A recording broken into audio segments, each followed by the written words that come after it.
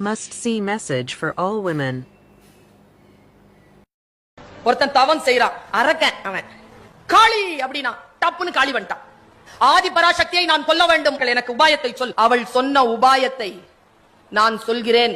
அவ கண்களுக்கு கண்கள் நேராக பார். பார்த்து கெட்ட வார்த்தையில திட்டு. திட்டுனா அவளுக்கு திட்டு பழக்கம் இல்ல. அவ அப்படியே பலம் இழப்பாள். அப்ப நீ என்ன வேணாலும் அவளை செய்யலான்ட்டு அவ போயிட்டான். இல்ல இந்த தலைமுடியெல்லாம் அப்படி விரிச்சுக்கிட்டு அம்மன் இறங்குற. அப்படி இறங்கின உடனே இவன் கரெக்டா ஆரம்பிச்சான் பாருங்க. நீ எல்லாம் ஒரு மனுஷி, நீ எல்லாம் ஒரு சாமி அப்படின்னு ஆரம்பிக்கிறான்.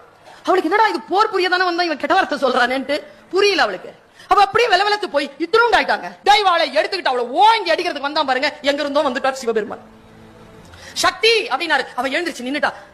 நான் சொல்லுகிறேன் அடி, நீ பேரழகி, நீ நிர்வாகத்தில் சிறந்தவள், நீ ஆற்றலில் உயர்ந்தவள், நீ அறிவில் சிறந்தவள், எழுந்து போராடு அவனோட. உடனே எழுந்துச்சு போராடி அப்பவே கொலை பண்றா. அன்றிலிருந்து அவளுக்கு துர்கான்னு பேரு.